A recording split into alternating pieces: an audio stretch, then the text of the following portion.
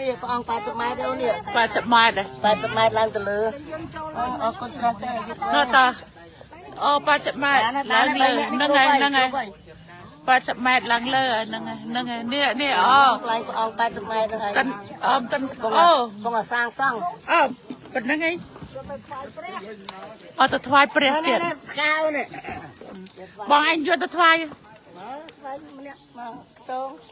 ទៅមួយអ៊ុយឈប់ចាខ្ញុំដាក់ចុះសិយ៉ា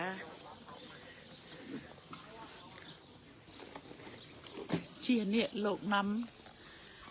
មកវត្តអីវត្តស្អីចេះវត្ត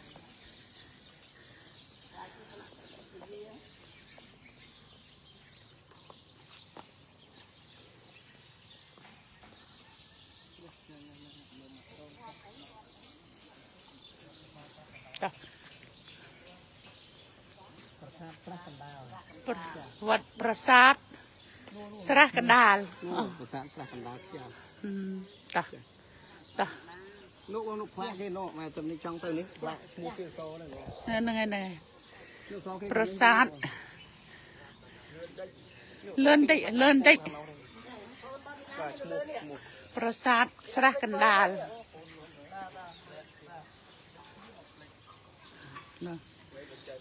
ថ្វាយគុំព្រះអង្គថ្វាយគុំព្រះអង្គសុខសប្បាយសុំសនុកសុខសប្បាយអូនេះពងធ្វើពហិហើយនោះឈ្មោះព្រះពុទ្ធអង្គធំ80 ម៉ែត្រ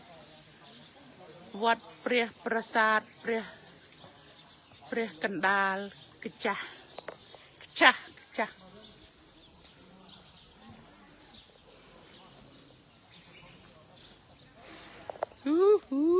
មុតជើងយី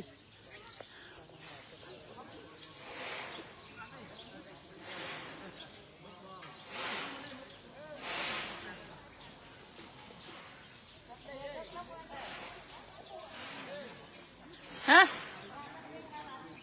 នេះនៅនេះ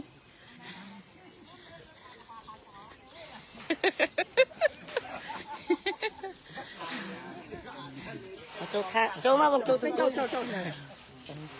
អត់អីបានហ្នឹងអត់អីឃើញ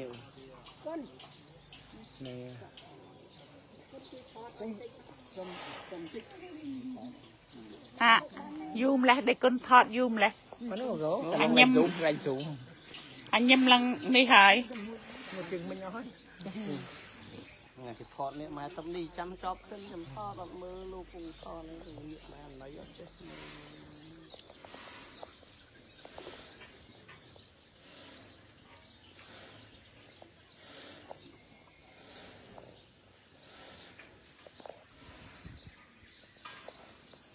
ជប់ថតហើយណា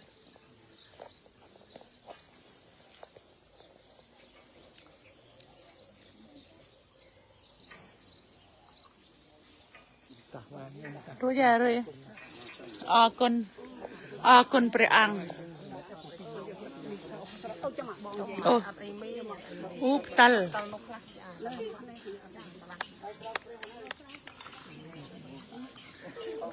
កូនផ្ទាល់ញាប់ជាទៀតដកចេញ